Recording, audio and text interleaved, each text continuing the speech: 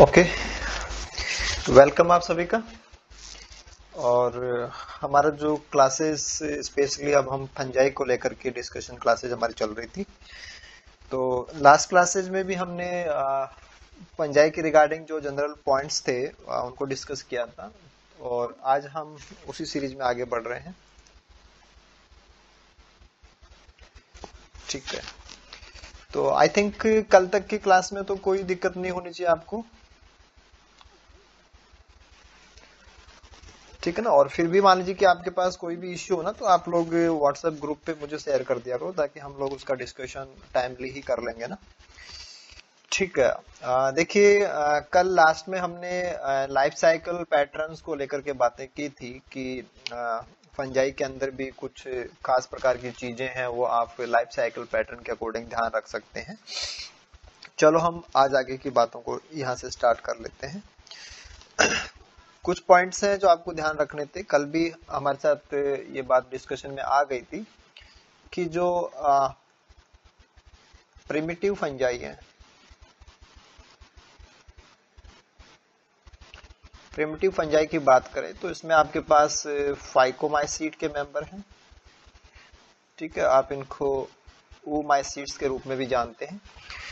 इनके कुछ कैरेक्टर्स हैं वो सिंपल हैं, और इसमें एक सबसे बड़ी चीज आपने निकाली थी कि ये एक्वेटिक फॉर्म्स भी आपको यहीं से मिलती है। साथ में आपने देखा था कि इनकी जो सेल वॉल है उसमें सेलुलोज प्रेजेंट होता है, सेलुलोजिक होती है सेल वॉल। इसका मतलब ये नहीं होता है कि इनमें कंप्लीट सेलुलोज ही होता है। हाँ, कुछ मात्रा के अंदर सेलुलोज प्रेजेंट होता है, माइनर अमाउंट के अंदर।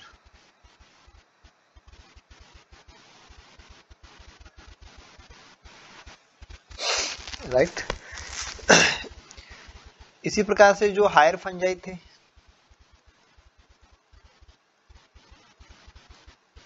हायर फंजाई की अगर हम बात करें तो हायर फंजाई में आपको इंक्लूड करना होता है एस्कोमाइसीट्स को और बेसिडियोमाइसीट को। इन दोनों में ही जो सबसे इंपॉर्टेंट चीज आती है वो आपको मिलेगी कि एक खास प्रकार का जो सेकेंडरी माइसीलियम होता है वो आपको इनमें देखने को मिलता है। और सेकेंडरी माइसीलियम का मतलब ये है कि डाइकैरियोटिक माइसीलियम हमें देखने को मिलेगा। और डाइकैरियोटिक माइसीलियम में फर्दर दो टाइप आप ले सकते थे कि ये होमोडाइकैरियन हो सकता है या ये हेटेरोडाइकैरियन हो सकता है। तो होमो और हेटेरोडाइकैरियोटिक कंडीशन की वजह से डाइकैरियोटिक माइसीलियम, जिसको हम सेकेंडरी माइसीलियम भी बोलते हैं, ये आपको हायर क्लासेस में देखने को मिलेगा। और इसकी अच्छी बात क्या होती है कि लिविंग ड्यूरेशन के पॉइंट ऑफ व्यू से देखें तो कि पूरी लाइफ के अंदर इसका ड्यूरेशन कितना होता है, तो ये काफी लॉन्ग है। लॉन्ग का मतलब in comparison to primary mycelium, in comparison to primary mycelium. थोड़ा सा एक चीज और आप यहां पे ध्यान रख सकते हैं कि जब भी यहां पे स्पोर बनते हैं, जैसे एस्को स्पोर बनेगा और बेसिडियो स्पोर बनेगा, तो दोनों ही स्पोर हैप्लॉइड होते हैं। और जब ये जर्मिनेट करेंगे तो इनसे जर्म ट्यूब निकलती हैं, और ये जर्म ट्यूब बाद में ग्रो करती हैं, और ग्रो करके इनसे माइसीलियम बनता है, वो प्राइमरी माइसीलियम कहलाता है। हालांकि प्राइमरी माइसीलियम है वो शॉर्ट लिव्ड होता है। अभी हम क्या कर रहे थे कि सेकेंडरी का टाइम ज्यादा लंबा होता है, वो लॉन्ग लिव्ड है, ये शॉर्ट लिव्ड होता है। शॉर्ट लिव्ड जरूर होता है, बट जो इन्फेक्शन का काम करने वाला हाइफा होता है, यानी कि जो इन्फेक्टियस होता है, वो यही होता है। इन्फेक्टियस जो हाइफा की स्पोर जर्मिनेट करे और जो भी उनके होस्ट प्लांट हैं उनको ये इन्फेक्शन दे, तो इन्फेक्शन देने का काम प्राइमरी माइसीलियम का होता है। शॉर्ट लिव्ड होता है, इन्फेक्टियस होता है और जल्दी ही प्राइमरी हाइफे किस में चले जाते हैं, डाइकैरियोटाइजेशन में चले जाते हैं, डाइकैरियोटाइजेशन, जिसको हम द्विकेंद्रकी भवन बोलते हैं, द्विकेंद्रकी भवन। तो ये जो पैटर्न था कि हमने बात की कि एक खास प्रकार का लाइफ साइकिल है हैप्लॉइड डाइकैरियोटिक, तो वो कैरेक्टरिस्टिक फीचर हो जाएगी कि ऐसा हमें बाकी जगह पे देखने को नहीं मिलता और केवल आपको कहाँ मिलने वाला है, जो हायर फंजाई है इनमें देखने को मिलने वाला है। और कारण भी कल हमने डिस्कस किया था कि कारण केवल एक ही था, वो था, क्या कारण था इसका, डाइक्रिटिक माइसीलियम क्यों बनता है, या हायर क्लासेस के अंदर ये सेकेंडरी माइसीलियम क्यों बन जाता है, क्या कारण था,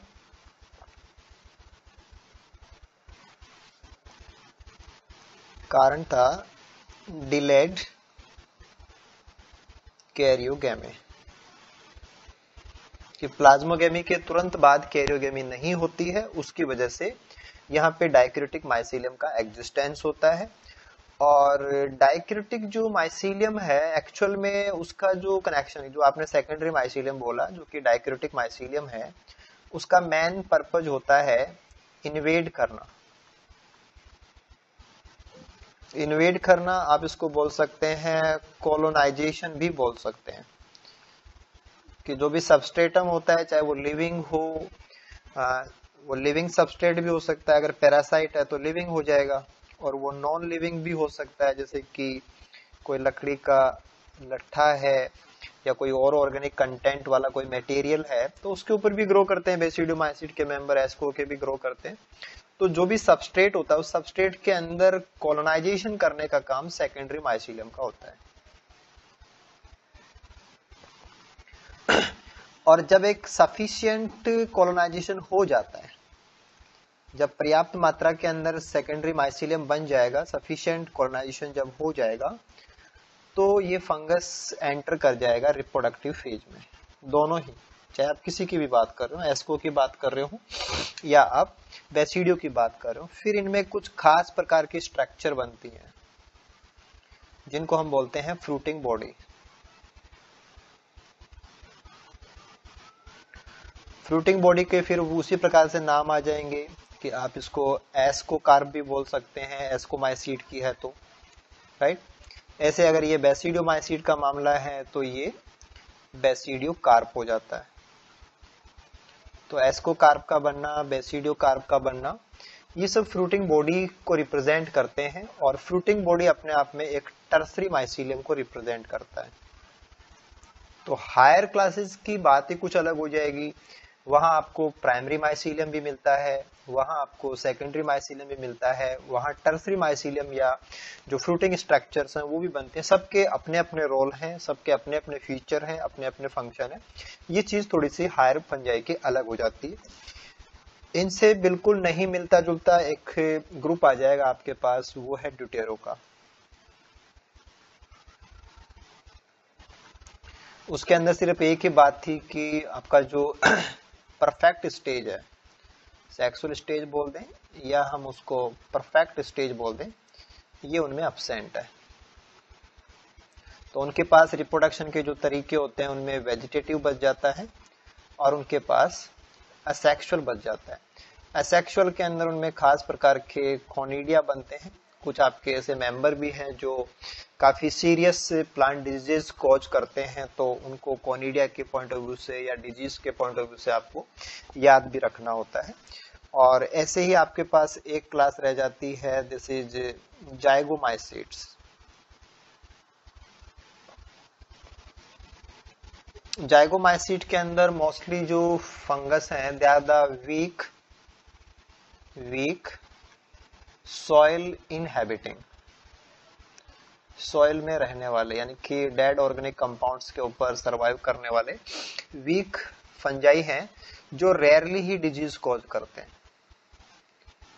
रेयरली ही डिजीज कोज करते हैं। यहाँ पे जब हम क्लास स्पेसिफिक इनके पॉइंट्स को डिस्कस करेंगे तो हमें पता चलेगा कि यहाँ पे गैमेटेंजिया है, वो पूरे के पूरे गैमेटेंजिया ही कॉपुलेट होते हैं। अदरवाइज तो क्या होता है कि गैमेट्स आपस में फ्यूज होते हैं, तो गैमेट्स फ्यूज नहीं होते हैं। पूरा का पूरा जो गैमेटेंजिया है, युग्मक धानी जो होती है पूरी की पूरी वही कॉपुलेट करती है, और फिर बनने वाला रिजल्ट भी जायगोट नहीं होता है, जायगोट भी नहीं बनता है, उसकी जगह पे जायगोस्पोर बनता है। और जायगोस्पोर जर्मिनेट करके स्पोरेंजियोस्पोर बनाता है, और स्पोरेंजियोफोर के ऊपर फिर स्पोरेंजिया या जायगोस्पोरेंजिया, ऐसे नाम आप इसको बोल सकते हैं, वो बनते हैं जिनमें वापस स्पोर बनते हैं। तो यहाँ की कंडीशन कुछ अलग प्रकार की आ जाएगी कि इनके पैटर्न कुछ अलग प्रकार के होते हैं। तो ये जो आपका ग्रुपिंग है इनको हमें आगे डिटेल से भी देखना, लेकिन यहाँ पे एक समरी के रूप में हम जान सकते हैं कि हाँ इनकी कुछ चीजें अलग हैं, और एल्गी से तो बहुत कुछ इनका अनमैच रहता है। ठीक है, ओके, देन हम आगे प्रोसीड करते हैं। इसके बाद में एक छोटा सा सेक्शन हम ले सकते हैं कि जो न्यूट्रिशन का जो मोड होता है, न्यूट्रिशन मोड को लेकर के हम इनको कैटेगराइज कर सकते हैं। जैसे पहले अगर हम बात करें कि अगर कोई एल्गी डेड ऑर्गेनिक मटेरियल के ऊपर अगर वो सरवाइव कर रही है तो हम उनको बोलते हैं सैप्रोफिटिक। सैप्रोफिटिक यानी कि मृतोपजीवी। और जो सैप्रोफिटिक फंजाई होते हैं उनका इकोलॉजिकली बहुत बड़ा रोल होता है। इकोलॉजिकली ये क्या काम करते होंगे?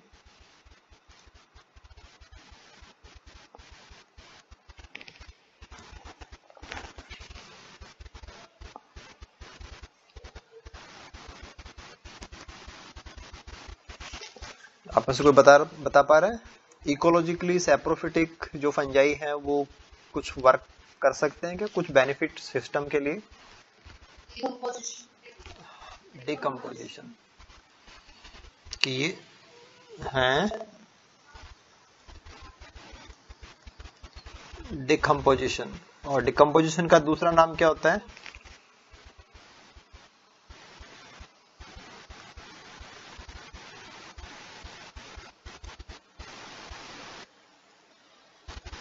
मिनरलाइजेशन, यानी कि मिनरल्स को फ्री करना।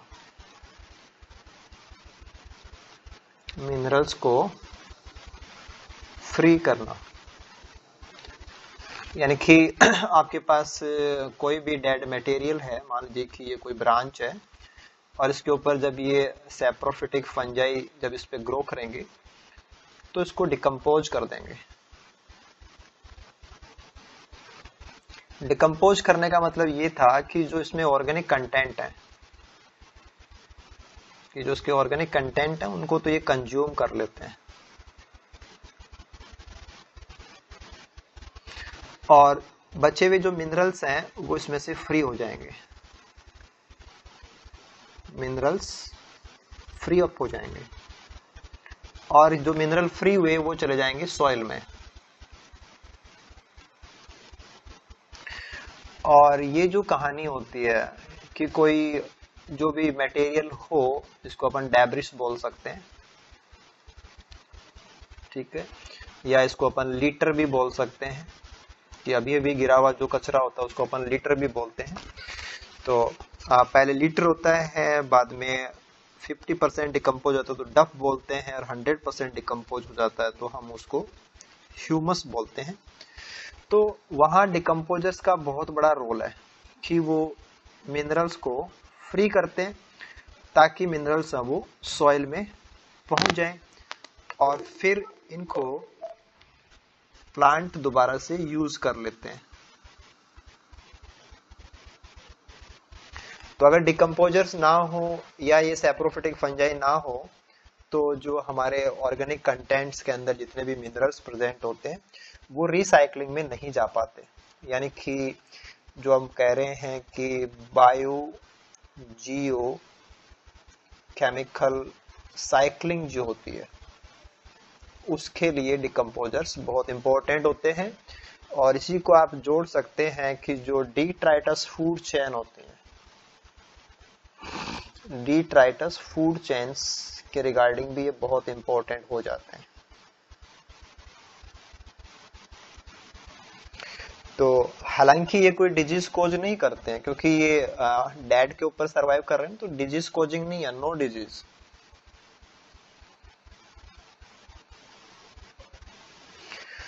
तो मोस्टली जो एग्जांपल है, हालांकि इसमें सभी ग्रुप के मेंबर हो सकते हैं, लेकिन मोस्टली जो आपके oomaicete एंड zygomaicete के मेंबर्स हैं वो यहाँ से बिलोंग करते हैं। कॉमनली कौन होते हैं ऐसे? oomaicites के मेंबर्स हैं, जाइगोमाइसीट्स के मेंबर्स हैं, यानी कि जो प्रिमिटिव फंजाई है। क्या कह रहे हैं? हाँ बिल्कुल बिल्कुल, क्योंकि वो यहीं से बिलोंग करते हैं, जाइगोमाइसीट से। ठीक है, इसके बाद में हम आगे चलते हैं। ये तो पहला तरीका होता है कि उसने किसी को कोई प्रॉब्लम नहीं दी है और वो केवल डेड ऑर्गेनिक जो कंपोनेंट्स हैं वहां से अपना काम चला रहा है, तो आप उसको सैप्रोफिटिक बोल देते हैं। दूसरे इसके जस्ट रिवर्स होते हैं कि दे सर्वाइव ऑन लिविंग टिश्यूज। ये लिविंग टिश्यू प्लांट का भी हो सकता है और ये एनिमल के भी हो सकते हैं। अगर कोई फंजाई लिविंग टिश्यू से अपना भोजन डिराइव करता है तो उसको हम बोलते हैं पैरासाइट, राइट। अब यहाँ पे एक क्वेश्चन आता है कि क्या ये हमेशा ही लिविंग से लेता है? हमेशा ही लिविंग से लेता है या कभी कभार लेता है?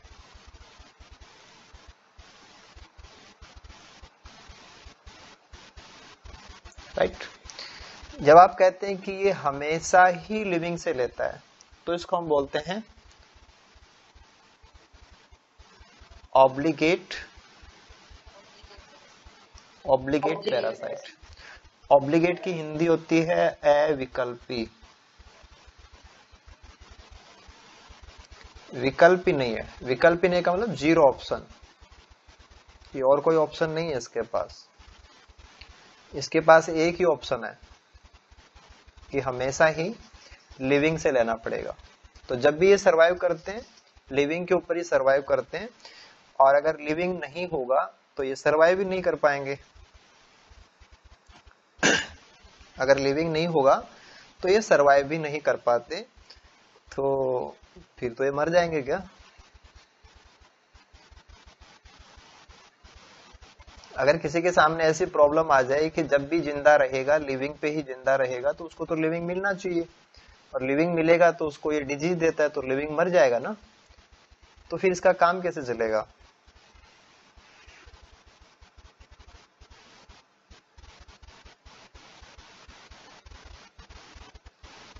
यानी कि इनकी जो न्यूट्रिशनल डिमांड होती है वो बहुत ही कम होती है।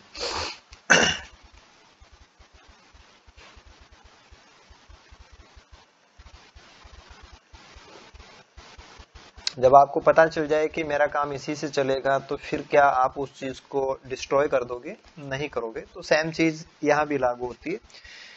इसमें कुछ चीज आपको ध्यान रखनी है कि डाउनी मिल्ड्यू कॉज करने वाले, ऐसे ही पाउडरी मिल्ड्यू कॉज करने वाले जो फंगस हैं, और specially they belong to oomaicites। तो oomaicete के कुछ मेंबर हैं जो डाउनी मिल्ड्यू डिजीज कॉज करते हैं या वो पाउडरी मिल्ड्यू डिजीज कॉज करते हैं। ये ऑब्लिगेट पैरासाइट के एग्जाम्पल हैं। हमेशा ही इनको लिविंग से न्यूट्रिएंट लेना होता है, इसलिए वो कल्चर मीडियम के ऊपर ग्रो नहीं कर सकते। कल्चर मीडियम के ऊपर जो ग्रोथ है वो ये नहीं दे पाएंगे, क्योंकि कल्चर मीडियम कैसा होता है, कल्चर मीडियम तो डेड होता है। तो अगर कोई डेड पे ग्रो कर जाएगा तो फिर वो ऑब्लिगेट पैरासाइट कैसे हो सकता है। तो जब भी सरवाइव करते हैं लिविंग के ऊपर ही करते हैं, और कल्चर के ऊपर हम इनको ग्रो नहीं करा सकते, तो जिनको कल्चर पे ग्रो नहीं कराया जा सकता ऑब्वियसली अब वो कहाँ मिलेंगे, लिविंग पे ही मिलेंगे।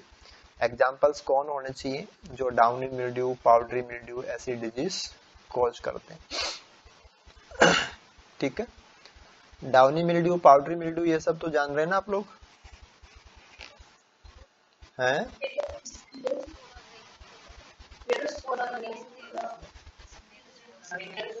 स्क्लेरोस्पोरा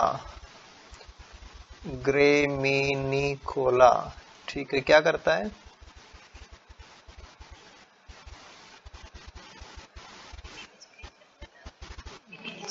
किस में करता है?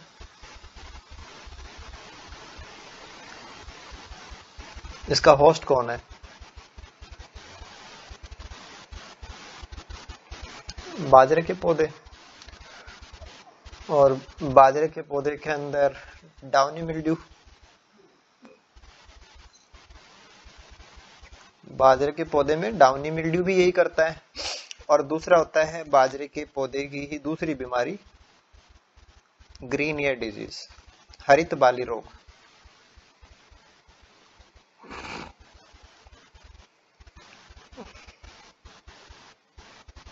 तो डाउनी मिल्ड्यू में तो कुछ नहीं होता, जो बाजरे की पत्तियां होती हैं उन पत्तियों की नीचे की सतह के ऊपर, डाउनी का मतलब लोअर सरफेस, लोअर सरफेस के ऊपर मिल्ड्यू जैसा कंडीशन प्रेजेंट है। मिल्ड्यू बोलते हैं आसिता को।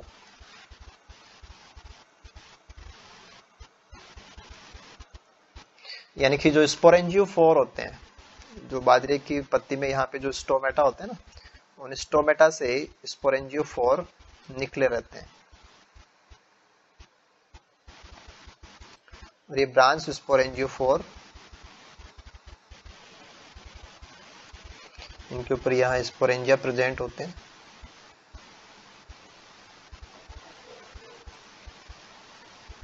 और इनकी यहाँ पे एक पूरी ग्रोथ होती है। ये लोअर सरफेस है, लोअर एपिडर्मिस है बाजरे की पत्ती की, और ये सारा एक कॉटनी ग्रोथ होती है, रुई जैसी परत सी लगती है, कॉटनी ग्रोथ है। और किसकी होती है? स्पोरेंजियोफोर की होती है।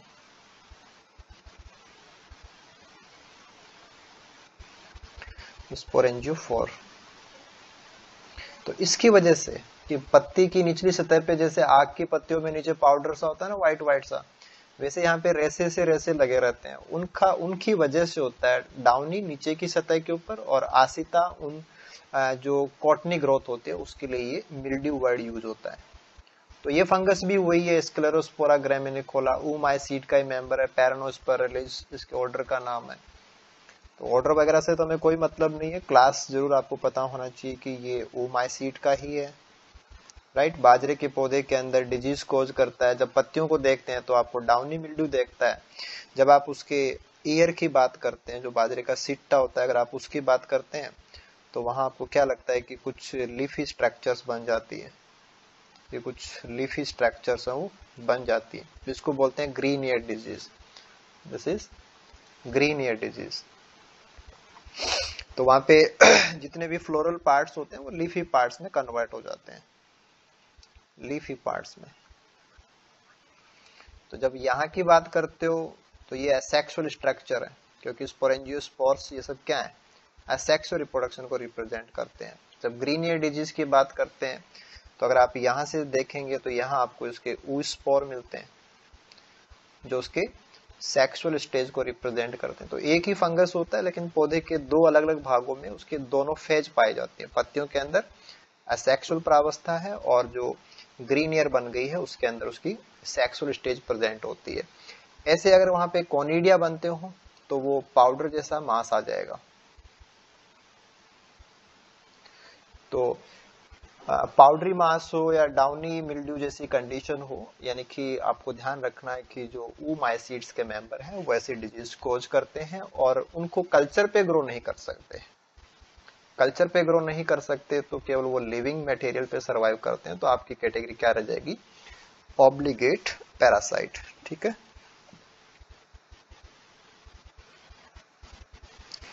ओके आगे चलते हैं। हाँ वो तो वहीं रह गया ना, सेकंड बात तो हमारी रह गई थी। दूसरी बात ये करते हैं कि कभी कभी वो लिविंग से भी भोजन लेते हैं, राइट। चलो आगे इसको आगे रह लेते हैं।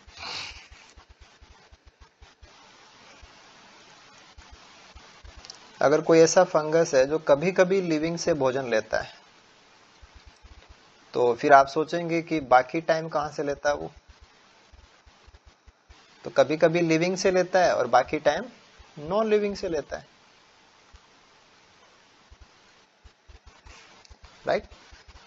तो ऐसी कैटेगरी जो ऐसे जो फंगस हो कि उनका मोड इस प्रकार का हो कि कभी कभी वो लिविंग से भी ले लेते हैं और बाकी टाइम वो क्या होते हैं? नॉन लिविंग से रहते हैं। तो कभी कभी तो ये तो छोटा सा पार्ट ही हुआ ना, बड़ा पार्ट तो ये हो गया कि नॉर्मली तो वो कैसे हैं? नॉन लिविंग वाले। तो इनकी जो एक्चुअल नेचर होती है, कि जो रियल नेचर है इनकी, वो तो कैसी है? सैप्रोफिटिक। लेकिन कभी कभी ये लिविंग से भी ले लेते हैं, यानी कि कभी कभी ये क्या बन जाते हैं? पैरासाइट भी बन जाते हैं। तो पैरासाइट तो वो कभी कभी बनते हैं, अदरवाइज नॉर्मली वो सैप्रोफाइट होते हैं। ऐसों के लिए जो नाम आएगा वो क्या होता है?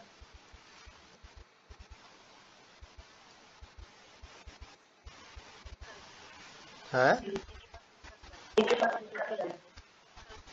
विकल्पी।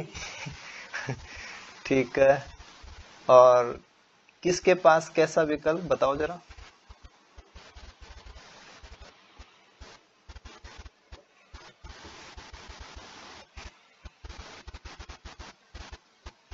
ये है फैकल्टेटिव।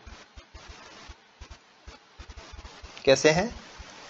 फैकल्टेटिव। फैकल्टेटिव विकल्प के लिए होता है। और फैकल्टेटिव विकल्प किस बात का? कि पैरासाइट के रूप में भी इनके पास ऑप्शन है।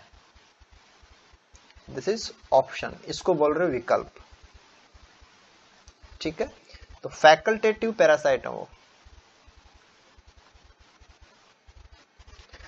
आपको कंफ्यूज तो एक ही चीज से होता है, जब आपको लिखा जाए कि फैकल्टेटिव पैरासाइट, एक होता है फैकल्टेटिव सैप्रोफाइट। अब आपको केवल एक ही चीज ध्यान रखनी है, फैकल्टेटिव का मतलब होता है आभासी जैसा। ये तो सेकंड ऑप्शन की बात है, ठीक है ना, सेकंड ऑप्शन की बात हो रही है। तो सेकंड ऑप्शन जिसके पास पैरासाइट जैसा हो, यानी कि वो ओरिजिनली क्या होगा? सैप्रोफाइट होगा। और जिसके पास सेकंड ऑप्शन सैप्रोफाइट का हो, इसका मतलब वो ओरिजिनली पैरासाइट होगा। यानी कि आप देख सकते हैं कि यहां जो लिखा होता है, यहां जो लिखा होता है रियल में उसका उल्टा होता है वो। समझ पा रहे हो कि अगर कोई विकल्प भी है, विकल्प के रूप में वो उसके पास डेड का ऑप्शन है, तो ओरिजिनली वो पैरासाइट है।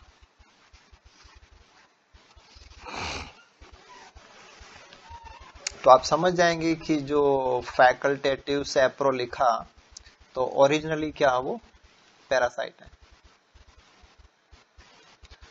ओरिजिनली पैरासाइट है, लेकिन अगर उनको लिविंग मटेरियल ना मिले, अगर उनको लिविंग मिले तो वो पैरासाइट ही रहेंगे। अगर उन्होंने लिविंग को डिस्ट्रॉय कर दिया, उसकी डेथ हो गई या वो अवेलेबल नहीं है, तो वो अब डेड से भी काम चला सकते हैं। तो they have second option, they have second option. Otherwise first option तो उनके पास यही होता है। और इसका जस्ट रिवर्स आपको करना होता है सेकंड के साथ, जब आप फैकल्टेटिव पैरासाइट बोलते हैं। तो फैकल्टेटिव पैरासाइट नॉर्मली तो क्या है? ओरिजिनली तो सैप्रोफाइट है। तो नॉर्मली तो वो डेड से ही भोजन लेता था, लेकिन अब उसने लिविंग पे भी अटैक कर दिया। ऐसा वो कब कर सकता है?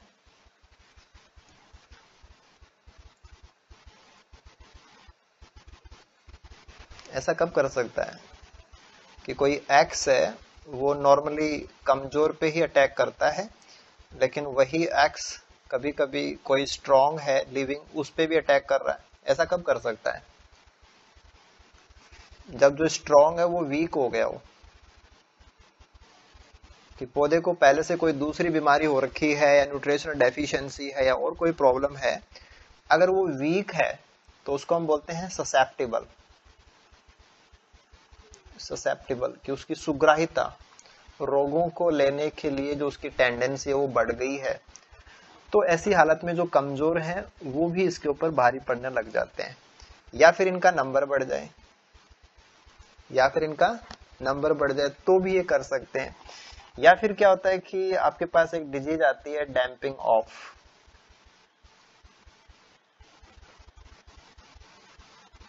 तो डैम्पिंग ऑफ के अंदर क्या होता है कि जो वीक फंजाई होते हैं वो छोटे छोटे जो पौधे होते हैं जिनको हम सीडलिंग बोलते हैं, जैसे अभी पौधा उगाई था, अब इसकी छोटा सा स्टेम है, कुछ जड़ें निकल रही हैं, और इसी समय पे वीक पैरासाइट क्या करते हैं, इस छोटे से पौधे को अटैक कर देते हैं इसके कॉलर के ऊपर। तो पौधा क्या है, डेथ हो जाएगी, और डेथ होने पे ये डेड हो जाएगा, और फिर इसको ये कंज्यूम कर लेते हैं सैपरो के रूप में। तो नॉर्मली उनकी पावर है नहीं कि वो लिविंग को अटैक कर लें, लेकिन अगर लिविंग कमजोर है, छोटा सा लिविंग है, उसके पास हार्ट टिश्यू नहीं है ना, उसके पास हार्ट टिश्यू नहीं है, तो उस वाली कंडीशन में ऐसा कर सकता है। या उसको पहले से कोई डिजीज हो गई है, कोई प्रॉब्लम है, तो वो कमजोर हो गया, तब उस पर अटैक हो सकता है। या इनका नंबर काफी ज्यादा हो तो वो ऐसे काम कर सकते हैं, अदरवाइज ये सैप्रो के रूप में ही ग्रो करते हैं।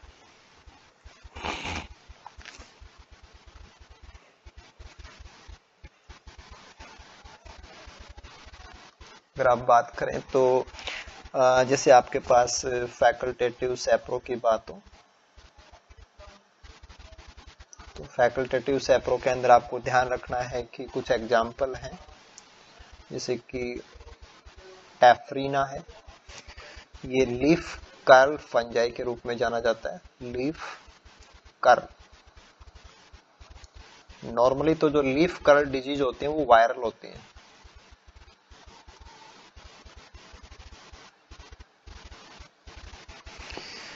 ठीक है, ऐसे ही फाइटोफथोरा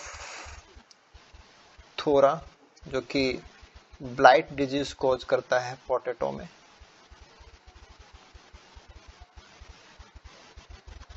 वो इनका एग्जाम्पल है। फैकल्टेटिव सैप्रो यानी कि नॉर्मली तो ये क्या रहेंगे, पैरासाइट है, लेकिन जरूरत पड़ने पे वो सैप्रो के रूप में भी अपने आप को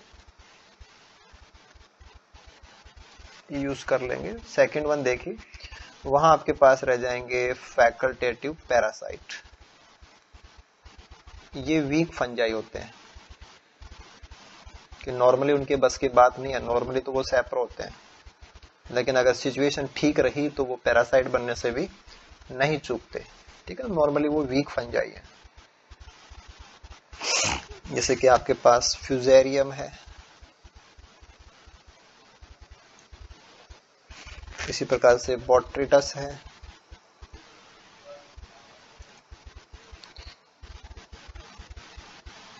फ्यूजेरियम को आप थोड़ा सा ध्यान रख सकते हैं कि ये ड्यूटेरो का मेंबर है जो कौन सी डिजीज कोज करता है, vascular wilt disease. Vascular wilt disease cause करता है। जो वैस्कुलर टिश्यू होता है उसके चारों तरफ इसकी ग्रोथ आ जाती है, और जब वैस्कुलर टिश्यू बंद हो जाएगा तो पौधा मुरझा जाता है, उसको बोलते हैं वैस्कुलर विल्ट। ठीक है, तो ये कुछ कैटेगरीज हो सकती हैं कि मोड ऑफ न्यूट्रिशन को लेकर के और कुछ कंपैरिजन इनका करें, तो ऐसी बातें हमारे साथ रह सकती हैं। ओके, चलो हम आगे नेक्स्ट पॉइंट्स को डिस्कस करते हैं। इसके बाद में एक जो इंटरेस्टिंग सेक्शन हम यहाँ पे ऐड कर सकते हैं वो रहेगा कि एल्गी है वो सॉरी फंजाई है वो बाकी प्लांट्स के साथ में एक पॉजिटिव रिलेशन में भी रह सकते हैं, पॉजिटिव रिलेशन में भी रह सकते हैं। इसमें पहली चीज आपके पास आ जाएगी लाइकेन को अपन ले सकते हैं। ठीक है, लाइकेन के अंदर जो माइकोबियोंट वाला सेक्शन है, माइकोबियोंट का जो पार्ट है वो फंजाई से बना है। और यहाँ पर भी आपको स्पेशली ध्यान रखना है, यहाँ पे आपको स्पेशली ध्यान रखना है कि इसमें मेजरली जो पार्टिसिपेट करते हैं वो एस्कोमाइसीड के मेंबर हैं और बेसिडियो के मेंबर हैं। यानी कि जो एडवांस फंजाई है वो मेनली लाइकेन फॉर्मेशन में पार्टिसिपेट करते हैं।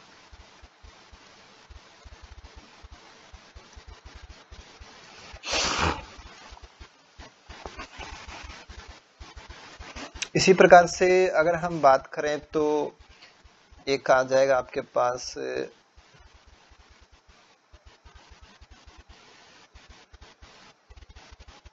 Mycorrhiza formation. माइकोराइजा को हम हिंदी में बोलते हैं कवक मूल। ये क्या होता है?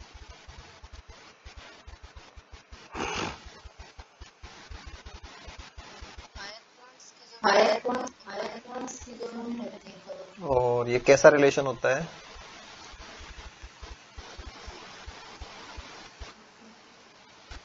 ये सिम्बायोसिस का एग्जाम्पल है, पॉजिटिव रिलेशनशिप भी होता है। और अगर हम माइकोराइजा की बात करें तो आपको ध्यान रखना है कि फंजाई और फंजाई का कनेक्शन किससे है? Roots of higher plants. Angio नहीं आएंगे क्या? हायर प्लांट्स के अंदर दोनों आएंगे, जिम्नोस्पर्म भी आएंगे और एंजियो भी आएंगे। जिम्नो में आपने पढ़ा था कि जो पाइनस है, पाइनस के जो सीडलिंग होते हैं, पाइनस के सीडलिंग हैं, उनकी डेथ रेट बढ़ जाती है अगर माइकोराइजा फॉर्मेशन नहीं हो तो।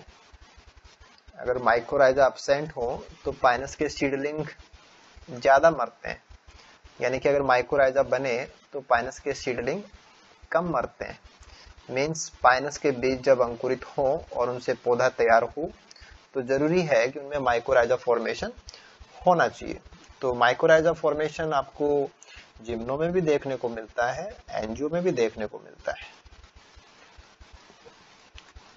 ये एक प्रकार का पॉजिटिव को इंटरेक्शन होता है, पॉजिटिव इंटरेक्शन का एग्जाम्पल है ये। पॉजिटिव इंटरेक्शन का मैटर रहेगा।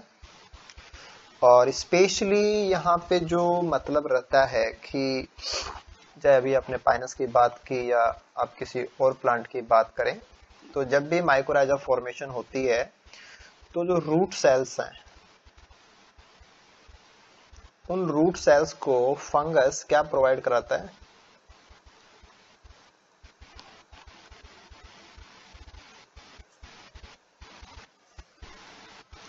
क्या प्रोवाइड कराता है?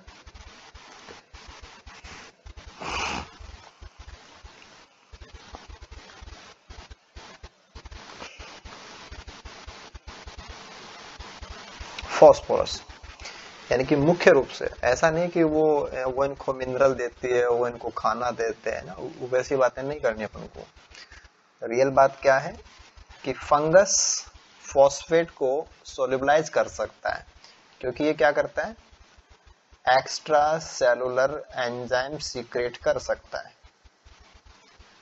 और जो फॉस्फेट को क्या करेंगे, सोल्यूबलाइज कर देंगे, क्योंकि फॉस्फेट रॉक्स का हिस्सा होता है। तो रॉक्स में से फॉस्फेट को निकालना, दिस इज सोल्यूबलाइजेशन। तो फॉस्फेट तो बहुत होता है, लेकिन वो चट्टानों में होता है। उसको एब्जॉर्बेबल बनाने का काम कौन करता है, फंगस करता है, और फिर उसको सोख करके वो प्रोवाइड कराता है रूट सेल्स को। और फिर ये पौधे की जड़ों के साथ कहां तक जुड़ा हुआ है उसके रिगार्डिंग बात करें, तो जैसे आपने कहा कि ये एपिडर्मिस है रूट की, और फंगस अगर बाहर की एपिडर्मिस या इसके अंदर की जो कॉर्टिकल सेल्स हैं बस वहीं तक फैला हुआ है, और बाकी जो हाइफे हैं वो बाहर हैं, कि ज्यादा अंदर तक माइसीलियम नहीं गया है, और जो हाइफे हैं वो केवल एपिडर्मिस और कॉर्टेक्स तक सीमित है, एपिडर्मिस प्लस आउटर कॉर्टेक्स। तो कुछ एक हाइफे अंदर चले गए हैं, बाकी सारा जो मास है वो बाहर है, और एक जाल सा बना रहा है, एक वेब सा बना रहा है, इसको बोलते हैं हर्टिग नेट। और जब माइकोराइजा बन रही हो, और माइकोराइजा फॉर्मेशन के टाइम पे मोस्टली फंगस है वो बाहर रहे, और कुछ एक हाइफे हैं वो अंदर जाएं, और अंदर भी कहां तक, एपिडर्मिस और आउटर कॉर्टेक्स तक ही जाएं, और बाहर एक जाल जैसी डिजाइन बने, यानी कि एक हर्टिंग नेट की फॉर्मेशन हो। तो ऐसे माइकोराइजा कहलाते हैं एक्टोमाइकोराइजा। एक्टोमाइकोराइजा। दूसरी कंडीशन इससे चेंज हो जाएगी, वहां पे क्या रहेगा कि जो एपिडर्मिस है उस एपिडर्मिस से काफी अंदर तक हाइफे वो चले जाते हैं, और बाहर यहाँ पे जाल जैसा पार्ट है वो काफी वीक रहता है, बाहर हर्टिंग नेट नहीं बनता, नो हर्टिंग नेट। और डीप पेनिट्रेट करते हैं, हाइफे डीप पेनिट्रेट करते हैं।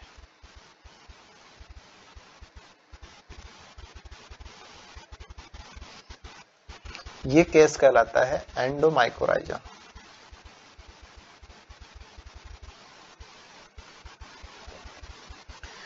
एंडोमाइकोराइजा में फिर आपके पास एक नाम आता है वैम फंजाई।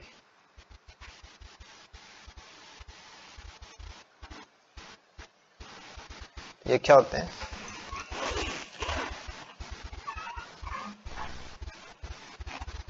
वैम फंजाई क्या होते हैं,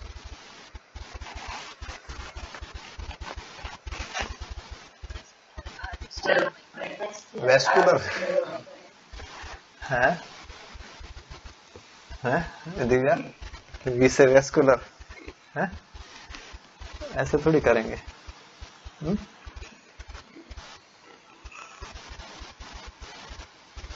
वेसिकुलर, वेस्कुलर और वेसिकुलर में अंतर है, और आर्बस्कुलर एम माइकोराइजा। यानी कि दो चीजें बनती हैं, एक बनते हैं वेसिक्यूल्स, एक बनते हैं आर्बस्क्यूल्स। ठीक है, कैसे समझे, जैसे ये कोई सेल है, रूट की सेल, और जो फंगल हाइफा है वो इसमें पेनिट्रेट करे, फंगल हाइफा इसमें एंटर करे, और एंटर करने के बाद में वो यहाँ पे एक वेसिकुल लाइक स्ट्रक्चर बनाए, एक छोटी सी जो पुटिका होती है ना वैसी डिजाइन बनाए, सोलन स्ट्रक्चर, ये सोलन फुली वैसी डिजाइन होती है, ये तो है वेसिकुलर।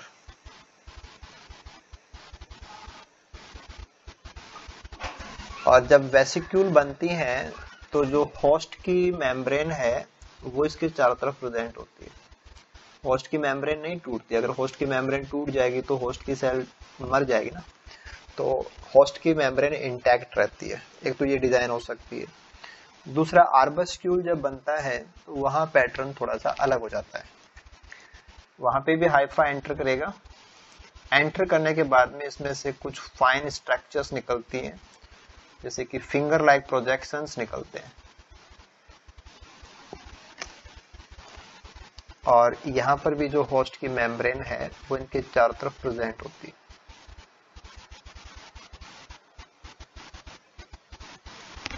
तो सरफेस एरिया काफी ज्यादा हो जाता है। फंगस का जो सरफेस एरिया जो कि होस्ट के साथ में इंटरेक्ट कर रहा ना, तो surface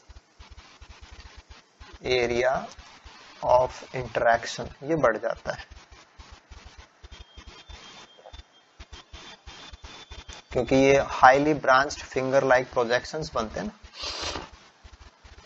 finger like branch structures, जिनको अपन क्या बोलते हैं, आर्बस्क्यूल्स बोलते हैं।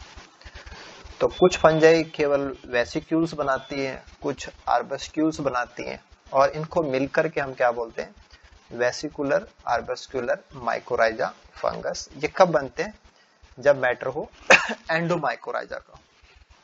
तो हाइटिग्नेट क्या है, वेम क्या है, वेसिक्यूल्स क्या है, आर्बस्क्यूल्स क्या है, और फॉस्फोरस की सप्लाई के लिए ये दोस्ती की जाती है। ये दोस्ती होती है, पौधे को भी फायदा होता है, प्लांट की जो रूट्स हैं इनको भी प्लस मिल रहा है, और जो फंगस है उसको भी प्लस है कि उसको न्यूट्रिशन मिल रहा है। ये इसको न्यूट्रिशन प्रोवाइड कराता है, और ये इसको स्पेशली फॉस्फोरस प्रोवाइड कराता है। इसको आप थोड़ा ध्यान रखेंगे। मेनली जो है वो फंगस के लिए, ये दोस्ती फंगस ये फॉस्फोरस के लिए होती है, क्योंकि फॉस्फोरस लिमिटिंग होता है, सॉइल के अंदर अमाउंट कम होती है, और जब कोई न्यूट्रिएंट अगर या कोई मिनरल सॉइल में कम हो तो उसको उठाने के लिए ये दोस्ती की जा रही है, जो कि एक पॉजिटिव इंटरेक्शन का नतीजा होता है। ठीक है ना।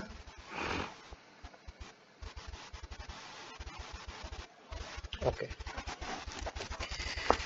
ठीक है। ऐसे ही एक इंटरेस्टिंग टर्म आपके पास रह सकता है राइजोमॉर्फ का। राइजोमॉर्फ,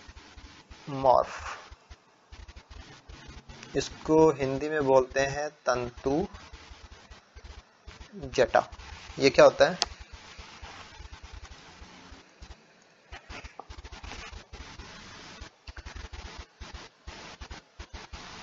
राइजोमॉर्फ क्या होता है,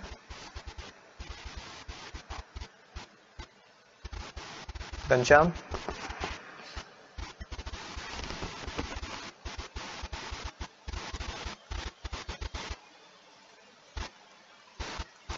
ये कोई हाइफा है,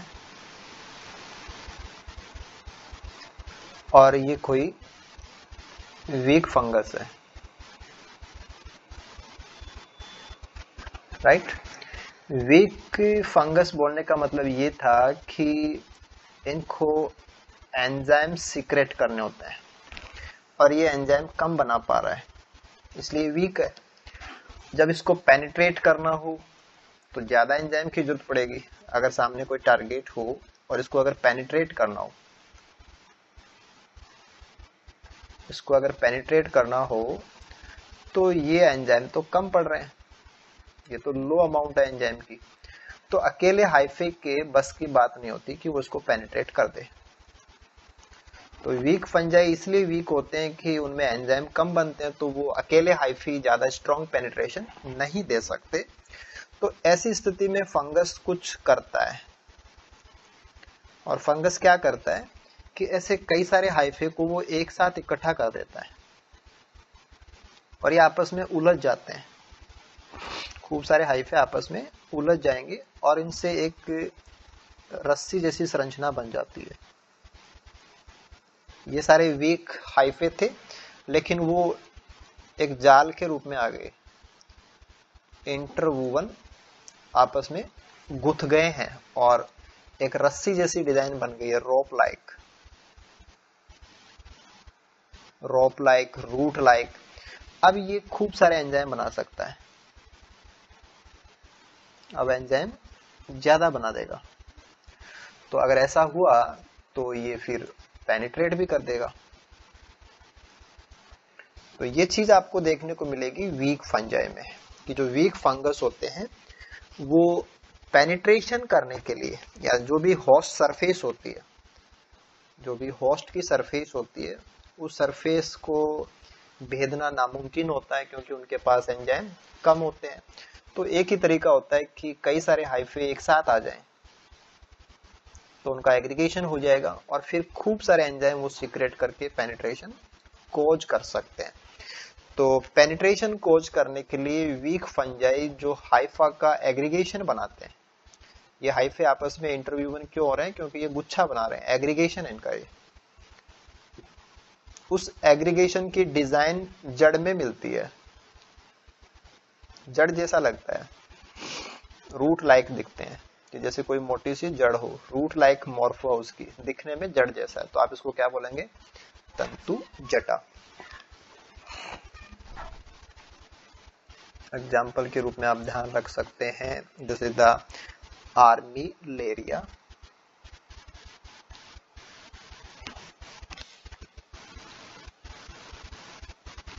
मैजस, नेला। ठीक है, एग्जाम्पल की तो कोई ज्यादा जरूरत नहीं पड़ेगी। हाँ, वीक फंजाई है और ये एग्रीगेशन होता है एक प्रकार का, और पेनिट्रेशन के लिए ये किया जाता है।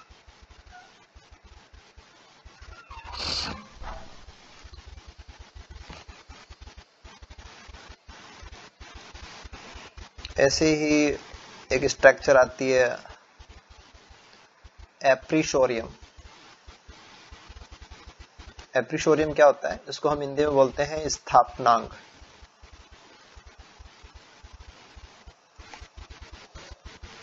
ये क्या स्ट्रक्चर होती है?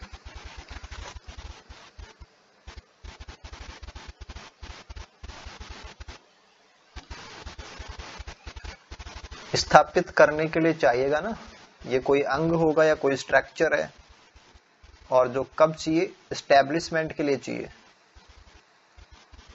राइट? तो कैसे समझे बात को? जैसे मान लीजिए कि ये कोई होस्ट है,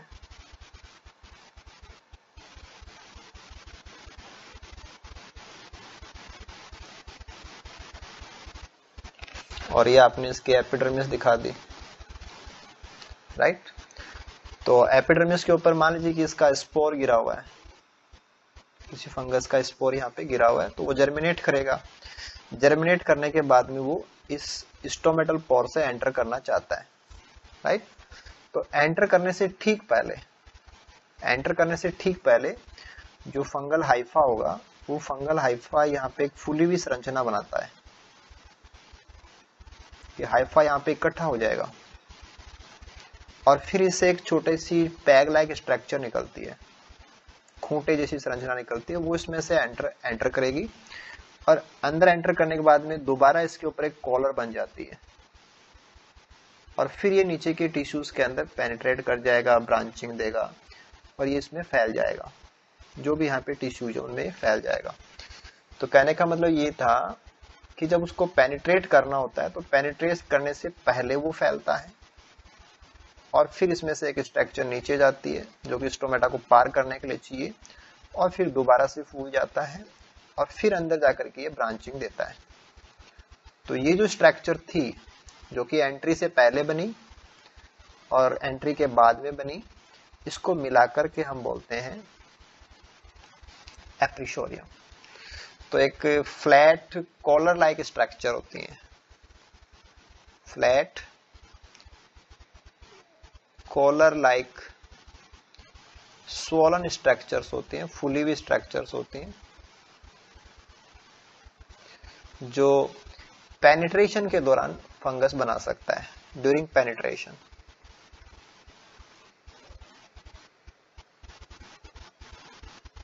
अब इससे क्या होगा कि बाहर चाहे कुछ भी आए या यहाँ से डिस्टर्ब हो जाए, कोई फर्क नहीं पड़ेगा, क्योंकि ये चीजें इनको यहाँ पे फिक्स कर देती है कि बिल्कुल से यहाँ पे फिक्स हो जाए, क्योंकि यहाँ बीच में एपिडर्मिस आ चुकी है। तो एपिडर्मिस के दोनों साइड में ये फुला हुआ है, तो ये यहाँ पे बिल्कुल से टाइटली पैक हो जाएगा, इसलिए आप इसको स्थापनांग के रूप में भी जान सकते हैं। तो मोस्टली जो पैरासिटिक फंजाई होते हैं जो कि एंडोपैरासाइट होते हैं, ठीक है ना, ये अंदर जाकर है, तो ये this is the example of endoparasite. और जब उनके स्पोर या उनके कोनिडिया जब जर्मिनेट करते हैं ना, तो वो एंट्री के टाइम पे स्टोमेटल एंट्री के दौरान वो एक फुली हुई स्ट्रक्चर बनाते हैं, फ्लैट है जो कि कॉलर लाइक स्ट्रक्चर होती है, उसका नाम होता है एप्रिशोरियम।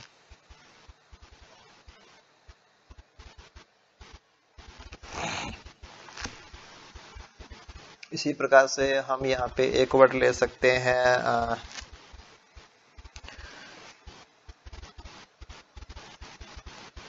प्लेटेन, प्लेटेन काइमा, प्लेक्टेन काइमा, प्लेक्टेन काइमा ना। और प्लेक्टेन काइमा को यहाँ पे आप कैटेगराइज कर सकते हैं कि ये दो फॉर्म में हो सकती है। एक होता है प्रोशियन काइमा और दूसरा होता है सूडोपेरन काइमा।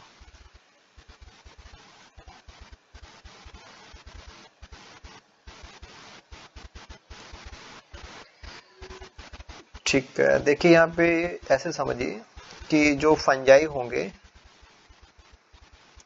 उन फंजाई में जो स्ट्रक्चरल यूनिट होती है, बॉडी की जो स्ट्रक्चरल यूनिट होती है उसको हम बोलते हैं हाइफा, सिंगल हाइफा। और ऐसे कई सारे हाइफा जब आपस में एक साथ आ जाते हैं तो उसको बोलते हैं माइसीलियम।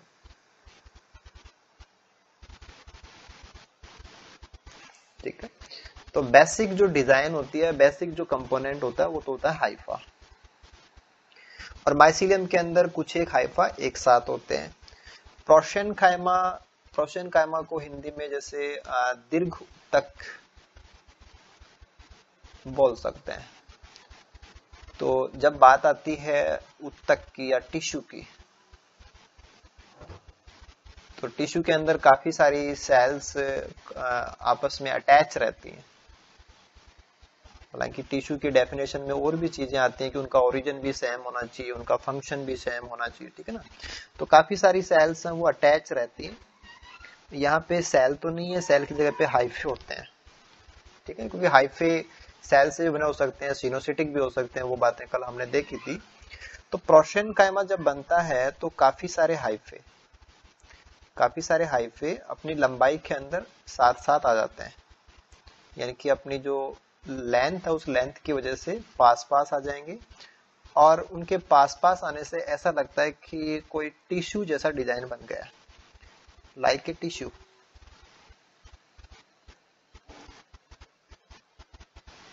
तो जो हाइफे हैं वो लॉन्जिट्यूडनली अरेंज हो जाते हैं पैरेलल फैशन के अंदर, और इनसे जो डिजाइन बनती है उसको हम बोलते हैं प्रोशियन काइमा।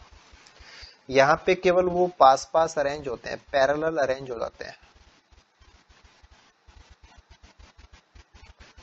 अभी भी एक एक हाइफा अलग ही होता है, यानी कि इंडिविजुअल हाइफा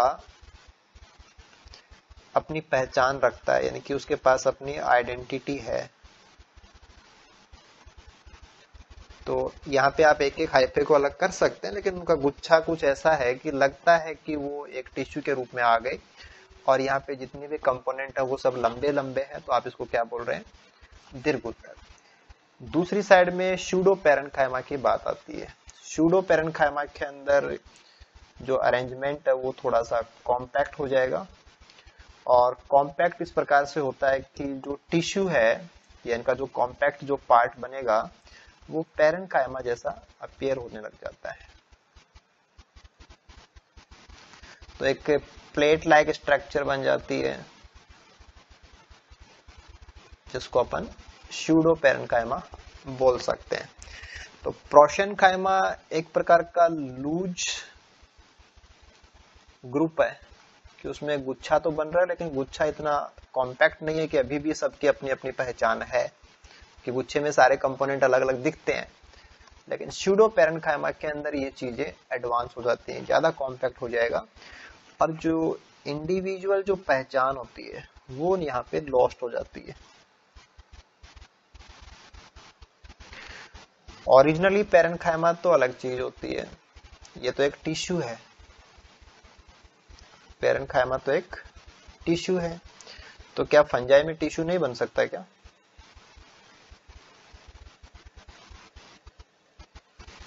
फंजाई में टिश्यू नहीं बन सकता क्या?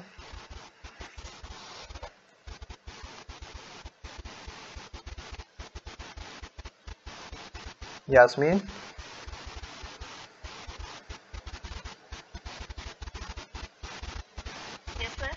फंजाई में टिश्यू नहीं बन सकता क्या?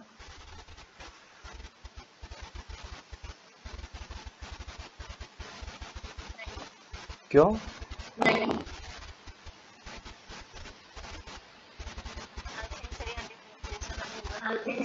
डिफरेंशिएशन नहीं हुआ है किस चीज का?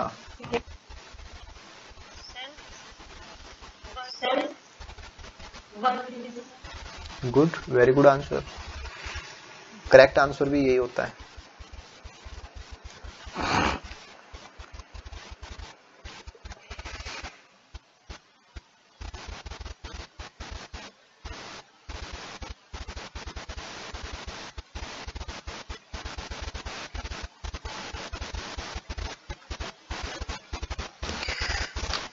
जैसे कोई कंपनी हो या कोई ऑर्गेनाइजेशन हो, राइट, और इसमें कोई बस दिखता है बॉस जैसा, केवल दिखता है, रियल में है नहीं, रियलिटी के अंदर वो नहीं है। तो कुछ ऐसा सा ही सीन है कि आपको लगे कि टिश्यू टिश्यू जैसा लग रहा है, आपको लग रहा है कि टिश्यू है, पैरेन्काइमा जैसा लग रहा है, क्योंकि पैरेन्काइमा में भी सेल्स है वो पास पास आ जाती हैं और ऐसा लगता है कि सब कुछ एक ही बन गया, एक टिश्यू बन जाता है ना, पैरेन्काइमा कुछ ऐसा हो जाता है। तो कॉम्पैक्टली अरेंज सेल हैं और लगता है कि एक पैरेन्काइमा जैसा डिजाइन बन गया है, और ये है नहीं, पर रियलिटी में ये है नहीं। पैरेन्काइमा होता तो फिर उसके मीन ही अलग हो जाते हैं, कि उसके फंक्शन अलग हो जाते हैं, वो कुछ खास फंक्शन के लिए डेडिकेट हो जाता है, डेडिकेट टू ए फंक्शन। जैसे आप कहते हैं कि क्लोरेनकाइमा तो वो डेडिकेट है फोटोसिंथेसिस के लिए, आप कहते हैं कि स्क्लेरेनकाइमा वो डेडिकेट है स्ट्रेंथ के लिए, ठीक है, आप कहते हैं जाइलम वो डेडिकेट है पानी के ट्रांसलोकेशन के लिए, आप कहते हैं फ्लोएम वो डेडिकेट है। तो दिस इज डिफरेंशिएशन, इसको बोलते हैं डिफरेंशिएशन, कि भाई तू ये काम करेगा, तू ये काम करेगा, दिस इज डिफरेंशिएशन। तो डिफरेंशिएशन नहीं है, किन में नहीं है? जो थैलोफाइट्स हैं।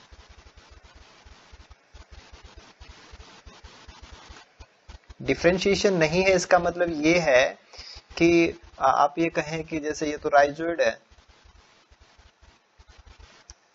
तो इसका मतलब ये नहीं हुआ कि ये जैसे पानी को एब्जॉर्ब करने का काम कर रहा है, ये एब्जॉर्ब करता है ना पानी को,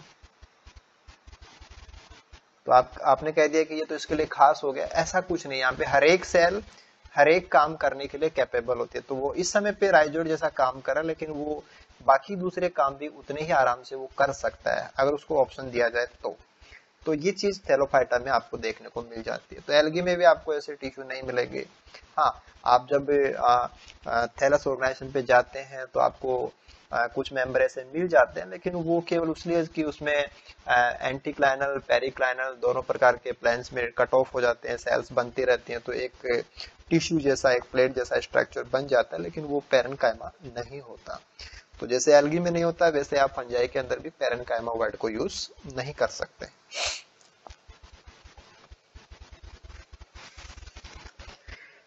ठीक है, तो ये तो कुछ बातें रह जाएंगी कि हम जो जनरल फीचर्स हैं उनके रिगार्डिंग, तो ये अपन देख सकते हैं कि ऑलमोस्ट काफी कुछ बातें हमारी हो गई है।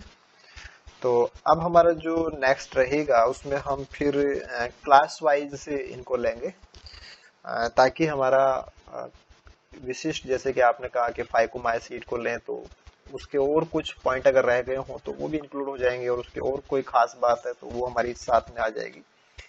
तो ऐसे हम फिर अब 1 बाय 1 करके जो क्लासेज है उनको डिस्कस करेंगे। ठीक है, यहाँ तक कोई दिक्कत तो नहीं आप लोगों को?